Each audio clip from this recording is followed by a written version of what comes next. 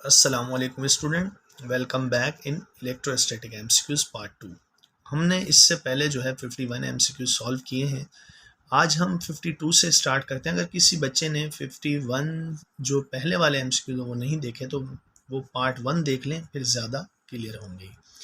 अच्छा, अब सबसे पहले charge is scalar quantity. Charge scalar होता है क्योंकि उसके पास सिर्फ मैग्नीट्यूड है। रबिंग मेथड और charging is called fraction. Fraction में हम रब करके एक बॉडी को चार्ज कर लेते हैं। इंडक्शन में एक बॉडी को बिना कांटेक्ट के दूसरी बॉडी चार्ज के पास रखकर चार्ज कर लेते हैं। कंडक्शन में एक बॉडी से दूसरी में ट्रांसफर किए जाते हैं चार्जेस बाय कांटेक्ट।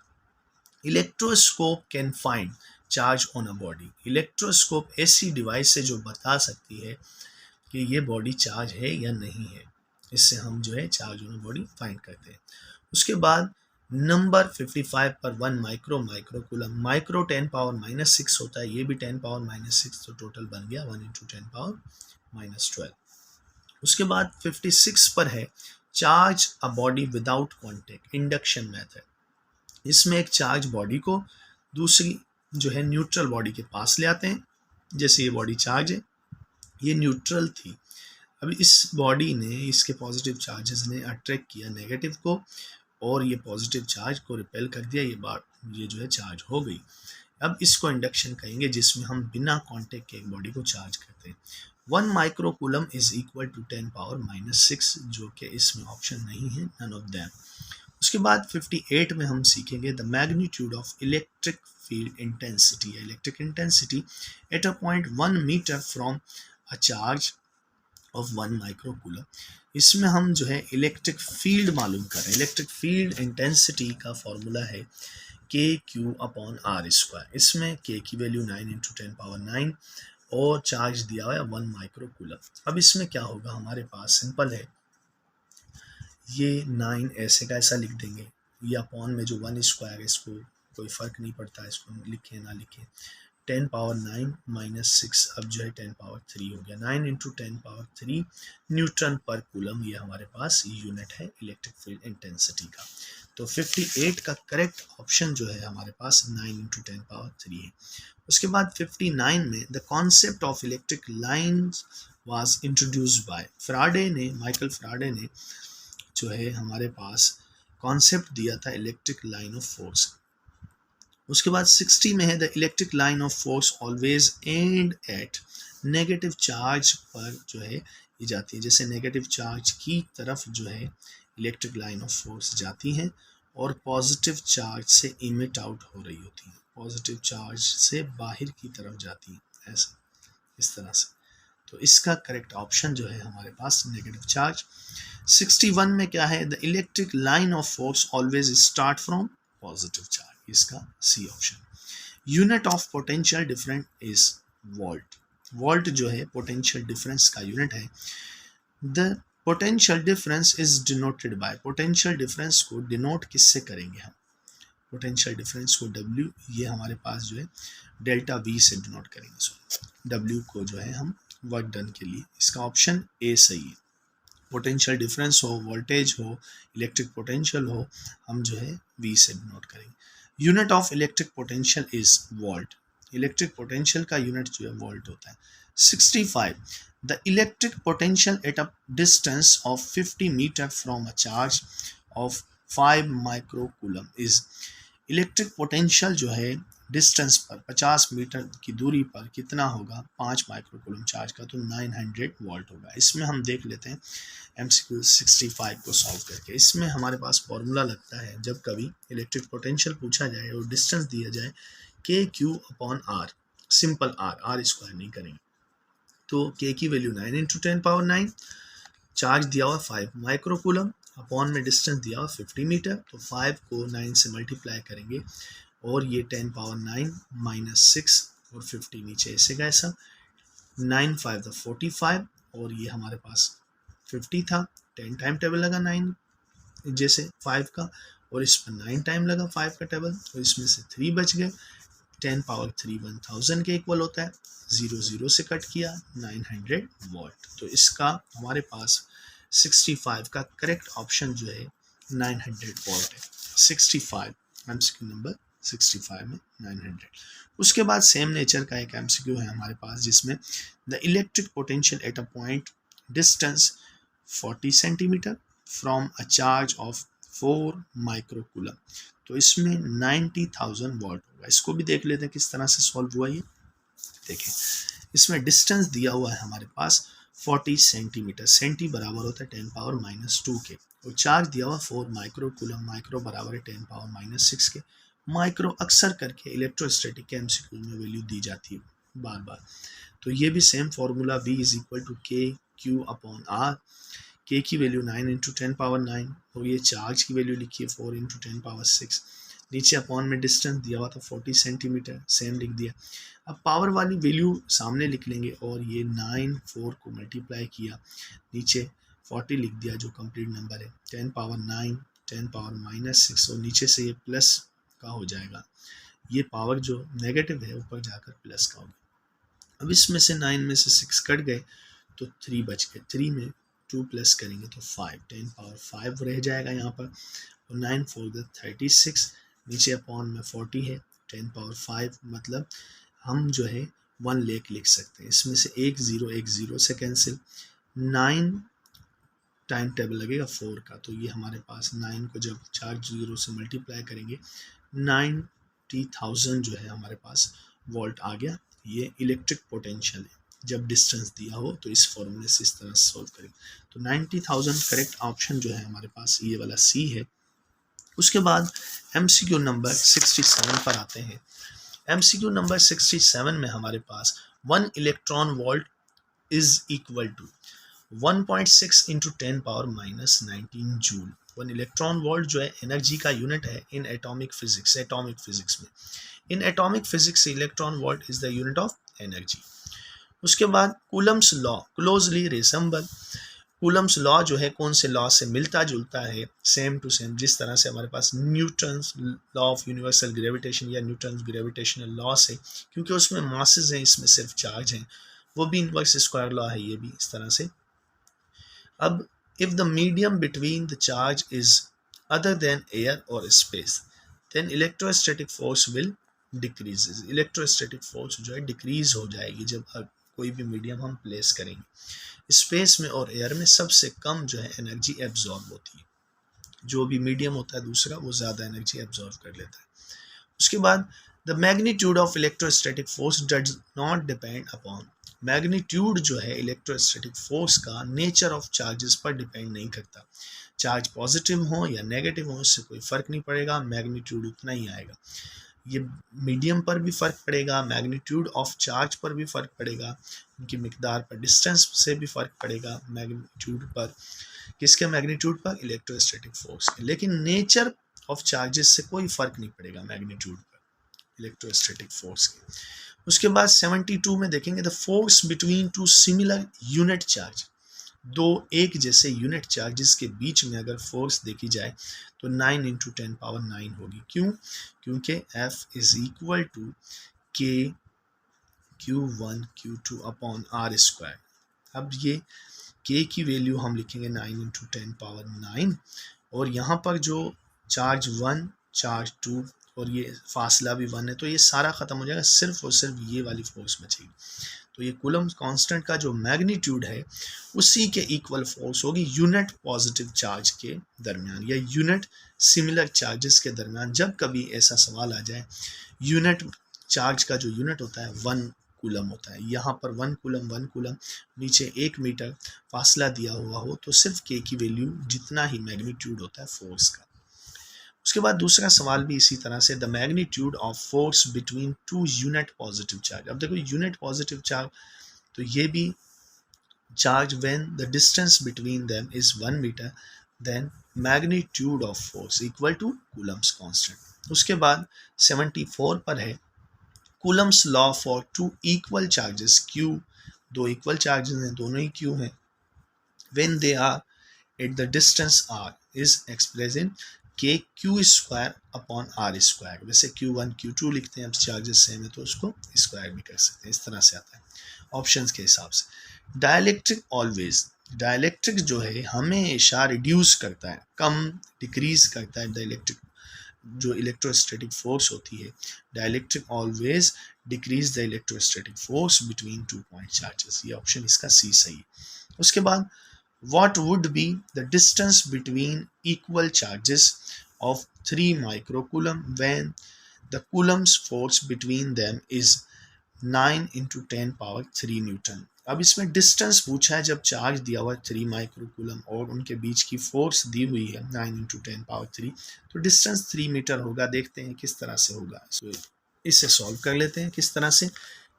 ये हमारे पास f is equal to K Q one Q two upon R square. अब हमें r की वैल्यू चाहिए, r इस तरफ चला गया तो ये r स्क्वायर था, इसका स्क्वायर अगर उस तरफ भेजेंगे तो अंडर रूट, तो इक्वेशन r की बनेगी K Q one Q two upon R square. K की वैल्यू 9 इंटू 10 पावर 9। दो सिमिलर चार्जेस थे 3 माइक्रोकूलम, तो दो बार लिख लेंगे 3 माइक्रोकूलम 3 माइक्रोकूलम, और फोर्स जो दी गई थी 9 इंटू 10 पावर 3।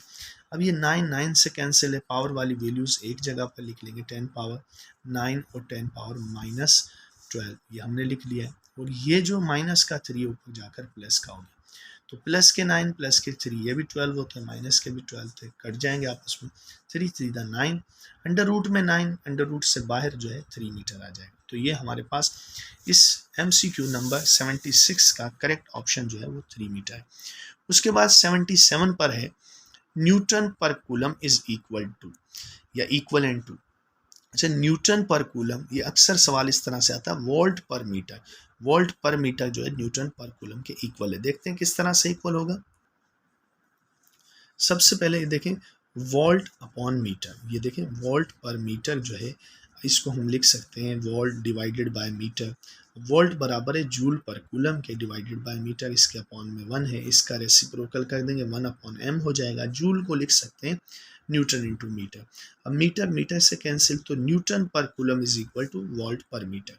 अब ये जो MCQ है इसका करेक्ट ऑप्शन हमारे पास वोल्ट पर मीटर है। उसके बाद MCQ number 78, change in potential energy per unit charge in electric field. Electric potential की जो है डेफिनेशन है, जो चार्ज होता है उसको अगर हम मिसाल के तौर पर कोई चार्ज है उसको इलेक्ट्रिक फील्ड के अंदर, जैसे ये नेगेटिव चार्जेस हैं, ये यहाँ पर जो एक रीजन है, इस जगह से हमने एक पॉजिटिव चार्ज को उठाया और यहाँ पर रख दिया फॉर एग्जांपल, इसमें हमने change in potential energy. Potential energy में चेंज कब आता है, जब उसको हम किसी हाइट पर रख रहे हैं, चार्ज से दूर लेकर जा रहे हैं इलेक्ट्रिक फील्ड के अंदर, तो इसके अंदर जो एनर्जी स्टोर हुई, जैसे मिसाल के तौर पर इसके अंदर जो एनर्जी स्टोर हुई, इसको मैं लिख देता हूँ 10 जूल एनर्जी स्टोर हो गई, जैसे मैंने लिख दिया 10 जूल एनर्जी स्टोर हुई है पर चार्ज। तो change in position of a charge in electric field या change in potential energy per unit charge is known as electric potential। तो इसका करेक्ट ऑप्शन हमारे पास है electric potential. Change in potential energy per unit charge in electric field is called electric potential. उसके बाद 79 पर आते हैं। 79 में क्या है, change in potential energy per unit charge. Change in potential energy per unit charge in 2 points in an electric field is called. 2 points की जब बात आए, देखो 2 पॉइंट्स, एक पॉइंट का अगर आप देखेंगे, एक पॉइंट पर चार्ज के अंदर जो एनर्जी स्टोर हुई है इसको इलेक्ट्रिक पोटेंशियल कहेंगे। लेकिन जब 2 पॉइंट्स को कंपेयर करेंगे, एक पॉइंट पर जैसे 10 जूल पर कूलम है, एक पॉइंट पर जो है 20 जूल पर कूलम, इनमें जो डिफरेंस आएगा, जो चेंज हम निकालेंगे वो पोटेंशियल डिफरेंस है। जब 2 पॉइंट्स की बात करेंगे इलेक्ट्रिक फील्ड के अंदर, जब किसी सिंगल पॉइंट पर जो है चेंज इन पोटेंशियल एनर्जी पूछेंगे तो वो हमारे पास इलेक्ट्रिक पोटेंशियल होगा, इस जगह पर पोटेंशियल डिफरेंस है। MCQ number 80, equivalent capacitance of 3 capacitors 3 microfarad. 3 capacitor हैं 3 माइक्रोफराड के, किसमें कनेक्टेड इन सीरीज। तो आंसर हमारे पास 1 आएगा। आंसर 1 किस तरह से आएगा, हमारे पास जो है कनेक्टेड है सीरीज में, इस तरह से 3 जो है कैपेसिटर हैं 3 माइक्रोफराड के, ये भी 3 माइक्रोफराड, ये भी, और इनका तीनों का एलसीएम लिया तो ये इस तरह से 3 आ गया नीचे, 1 + 1 + 1, 3/3। ये 1/CE होता है इक्विवेलेंट कैपेसिटर का रेसिप्रोकल, लेकिन आंसर ही 1 है, चाहे रेसिप्रोकल कर लो तो CE की वैल्यू भी 1 माइक्रोफराड ही आएगा। तो ये हमारे पास इस MCQ का जो करेक्ट ऑप्शन है 1 माइक्रोफराड है 80 का।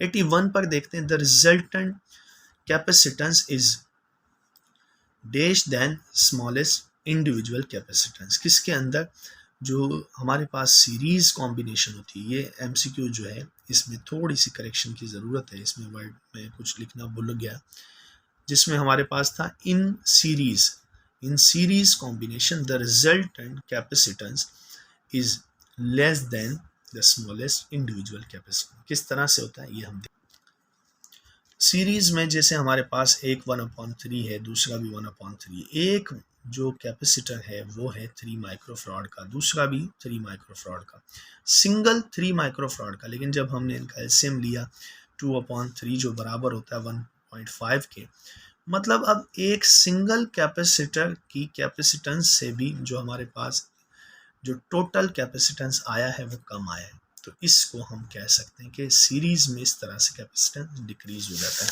तो यहाँ पर जो है इस सवाल में इस तरह से था, in series combination the resultant capacitance is less than the smallest individual capacitance. Individual capacitance मतलब ये एक कैपेसिटेंस से भी कम आया है। उसके बाद 82 पर है, in parallel combination equivalent capacitance is dash than greatest individual one.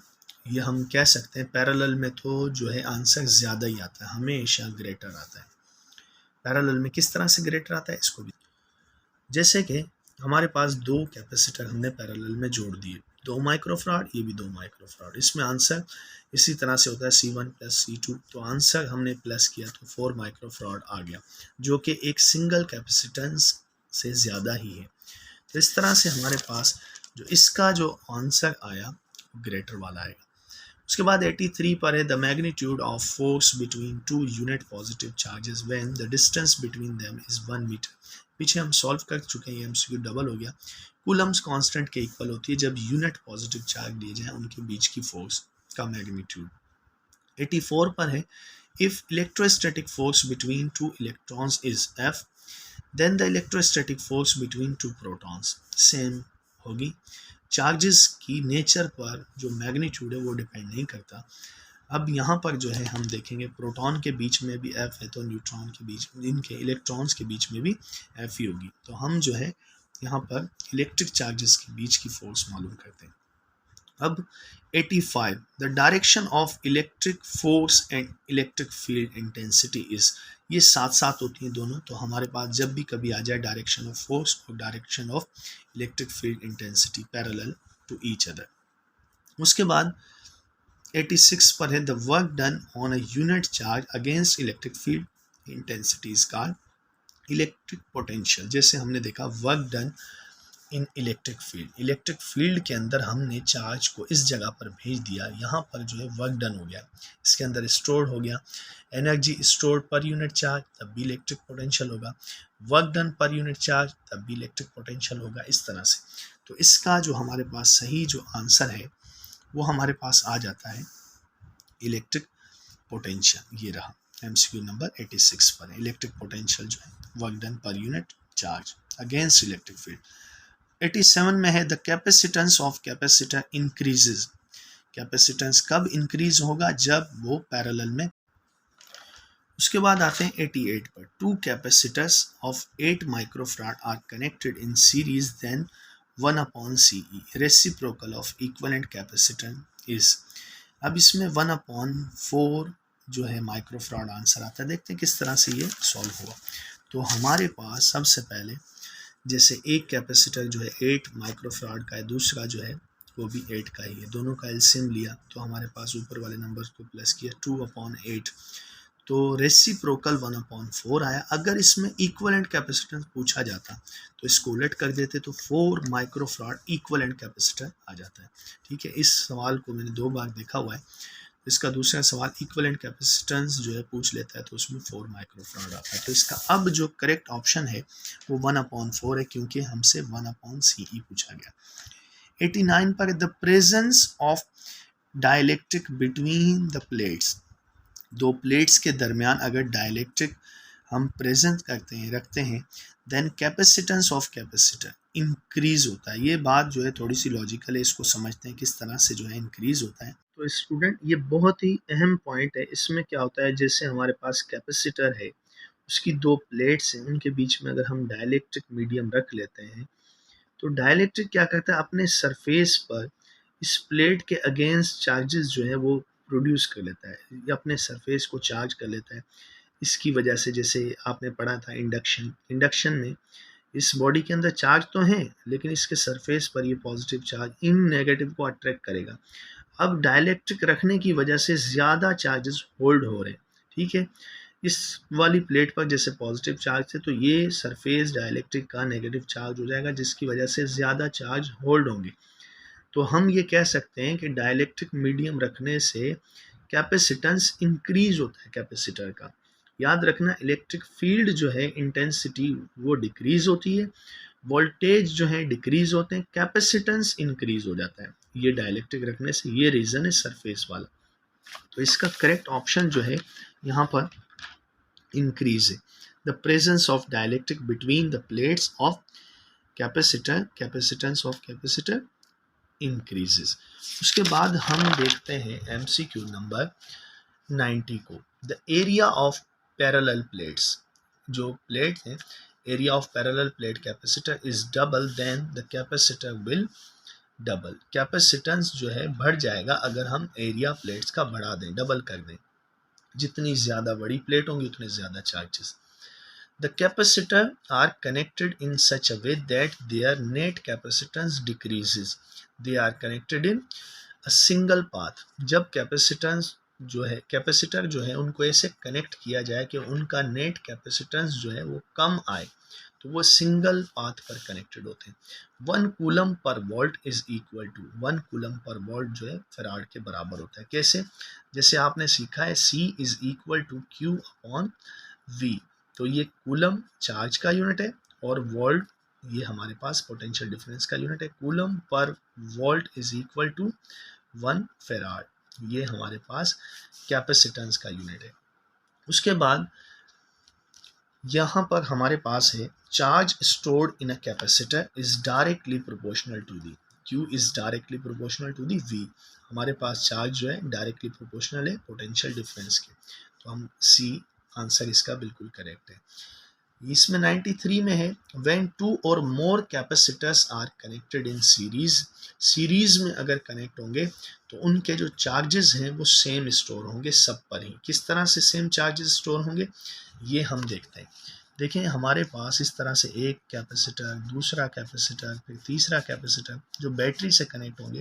अगर बैटरी इनको सेम चार्जेस देगी, मिसाल के तौर पर यहाँ पर जो है बैटरी से 4 पॉजिटिव चार्ज आए, वो यहाँ पर 4 नेगेटिव चार्ज जो है इनको इंडक्शन के प्रोसेस की वजह से इस प्लेट को नेगेटिव चार्ज कर देगी और ये इसको पॉजिटिव चार्ज कर देगा। इस तरह से यहाँ पर भी 4 होंगे, यहाँ पर भी 4 होंगे। इस तरह से हमारे पास जो है चार्जेस जो हैं वो सेम होते हैं, किसमें?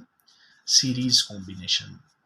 तो ये सिंपल हमारे पास इसका जो आंसर है, सेम चार्जेस स्टोर जब कैपेसिटर कनेक्ट होंगे सीरीज में। Capacity of a capacitor means total charge held by capacitor. उसकी कैपेसिटी का मतलब है वो कितने ज़्यादा चार्ज स्टोर कर सकता है, जो उसने चार्ज स्टोर किए। कोई कैपेसिटर जो है उसकी कैपेसिटेंस ज़्यादा होती है, मतलब ज़्यादा चार्ज स्टोर किए। कम कैपेसिटेंस होती है, मतलब कम चार्ज स्टोर किए। तो चार्ज कम और ज़्यादा का ताल्लुक कैपेसिटी से। Electric line of forces about negative charge, तो नेगेटिव चार्ज के अंदर की तरफ रेडियस की डायरेक्शन में आती है, तो इनको रेडियल इनवर्ट कहेंगे। और पॉजिटिव चार्ज जो है उससे आउटवर्ड रेडियस की डायरेक्शन में जाती है, तो इसको रेडियल आउटवर्ड कहेंगे। तो हम कह सकते हैं नेगेटिव चार्ज के अबाउट रेडियल इनवर्ट होती है। Can a metal used as a medium for dielectric, dielectric के तौर पर क्या हम कोई मेटल जो इस्तेमाल कर सकते हैं? नो। हम जो है कैपेसिटर के अंदर सिर्फ डाइलेक्ट्रिक मीडियम ही इस्तेमाल करेंगे। अगर आपने मेटल इस्तेमाल किया तो चार्जेस तो ट्रांसफ़र हो जाएंगे, होल्ड ही नहीं होंगे। ये ऐसा होगा जैसे प्लेट्स को मिला दिया। 97 पर एक capacitor is also called condenser, इसका पुराना नाम है, क्योंकि कंडेंसर भी सेम मीनिंग देता है, किसी चीज़ को कंडेंस करना, जमा करना। यहाँ पर जो है कैपेसिटर भी चार्जेस को स्टोर करता है। This combination is known as, इसको हम सीरीज कहते हैं, क्योंकि एक ही रास्ते पर सारे कैपेसिटर जुड़े हुए हैं एंड टू एंड, इसको सीरीज कॉम्बिनेशन कहते हैं। Volt is the unit of, volt जो है हमारे पास वोल्टेज का भी यूनिट है, पोटेंशियल डिफरेंस का भी यूनिट है, इलेक्ट्रिक पोटेंशियल का भी है, ईएमएफ का भी है, तो ऑल ऑफ देम इसमें करेक्ट है। The unit of electric energy, electrical energy जो है वो हमारे पास, हम कह सकते हैं इसका यूनिट जूल है, क्योंकि ये काइनेटिक एनर्जी की एक टाइप में आता है, जब चार्जेस मूव कर रहे होते हैं, मूविंग एनर्जी भी कहते हैं इसको। थैंक्स फॉर वॉचिंग, अल्लाह हाफिज़। तो स्टूडेंट ये बहुत ही अहम पॉइंट है। इसमें क्या होता है, जैसे हमारे पास कैपेसिटर है, उसकी दो प्लेट्स हैं, उनके बीच में अगर हम डाइलेक्ट्रिक मीडियम रख लेते हैं, तो डाइलेक्ट्रिक क्या करता है, अपने सरफेस पर इस प्लेट के अगेंस्ट चार्जेस जो है वो प्रोड्यूस कर लेता है, या अपने सरफेस को चार्ज कर लेता है। इसकी वजह से, जैसे आपने पढ़ा था इंडक्शन, इंडक्शन में इस बॉडी के अंदर चार्ज तो है, लेकिन इसके सरफेस पर ये पॉजिटिव चार्ज इन नेगेटिव को अट्रैक्ट करेगा। अब डाइलेक्ट्रिक रखने की वजह से ज़्यादा चार्जेस होल्ड हो रहे हैं, ठीक है। इस वाली प्लेट पर जैसे पॉजिटिव चार्ज थे, तो ये सरफेस डाइलेक्ट्रिक का नेगेटिव चार्ज हो जाएगा, जिसकी वजह से ज़्यादा चार्ज होल्ड होंगे। तो हम ये कह सकते हैं कि डाइलेक्ट्रिक मीडियम रखने से कैपेसिटेंस इंक्रीज होता है कैपेसिटर का। याद रखना, इलेक्ट्रिक फील्ड जो है इंटेंसिटी वो डिक्रीज होती है, वोल्टेज जो है डिक्रीज होते हैं, कैपेसिटेंस इंक्रीज हो जाता है, ये डाइलेक्ट्रिक रखने से। ये रीज़न है सरफेस वाला। तो इसका करेक्ट ऑप्शन जो है यहाँ पर इंक्रीज है। The presence of dielectric between the plates of capacitor, capacitance of capacitor increases.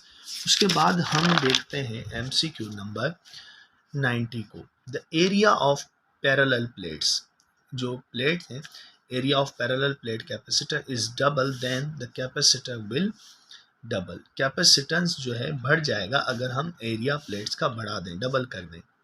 जितनी ज़्यादा बड़ी प्लेट होंगी उतने ज़्यादा charges. The capacitor are connected in such a way that their net capacitance decreases. They are connected in a single path. जब capacitance जो है, capacitor जो है उनको ऐसे कनेक्ट किया जाए कि उनका नेट कैपेसिटेंस जो है वो कम आए, तो वो सिंगल पाथ पर कनेक्टेड होते हैं। 1 coulomb per volt is equal to, 1 coulomb per volt जो है फराड के बराबर होता है। कैसे? जैसे आपने सीखा है C is equal to Q upon V। तो ये कूलम चार्ज का यूनिट है और वोल्ट ये हमारे पास पोटेंशियल डिफरेंस का यूनिट है। Coulomb per volt is equal to 1 farad, ये हमारे पास कैपेसिटेंस का यूनिट है। उसके बाद यहाँ पर हमारे पास है charge stored in a capacitor is directly proportional to the, Q is directly proportional to the V। हमारे पास चार्ज जो है डायरेक्टली प्रोपोर्शनल है पोटेंशियल डिफरेंस के, तो हम C आंसर इसका बिल्कुल करेक्ट है। इसमें 93 में है when 2 or more capacitors are connected in series, series में अगर कनेक्ट होंगे तो उनके जो चार्जेस हैं वो सेम स्टोर होंगे सब पर ही। किस तरह से सेम चार्जेस स्टोर होंगे ये हम देखते हैं। देखें, हमारे पास इस तरह से एक कैपेसिटर, दूसरा कैपेसिटर, फिर तीसरा कैपेसिटर जो बैटरी से कनेक्ट होंगे। अगर बैटरी इनको सेम चार्जेस देगी, मिसाल के तौर पर यहाँ पर जो है बैटरी से 4 पॉजिटिव चार्ज आए, वो यहाँ पर 4 नेगेटिव चार्ज जो है इनको इंडक्शन के प्रोसेस की वजह से इस प्लेट को नेगेटिव चार्ज कर देगी और ये इसको पॉजिटिव चार्ज कर देगा। इस तरह से यहाँ पर भी 4 होंगे, यहाँ पर भी 4 होंगे। इस तरह से हमारे पास जो है चार्जेस जो हैं वो सेम होते हैं, किसमें? Series combination. तो ये सिंपल हमारे पास इसका जो आंसर है, सेम चार्जेस स्टोर जब कैपेसिटर कनेक्ट होंगे सीरीज में। Capacity of a capacitor means total charge held by capacitor. उसकी कैपेसिटी का मतलब है वो कितने ज़्यादा चार्ज स्टोर कर सकता है, जो उसने चार्ज स्टोर किए। कोई कैपेसिटर जो है उसकी कैपेसिटेंस ज़्यादा होती है, मतलब ज़्यादा चार्ज स्टोर किए। कम कैपेसिटेंस होती है, मतलब कम चार्ज स्टोर किए। तो चार्ज कम और ज़्यादा का ताल्लुक कैपेसिटी से है।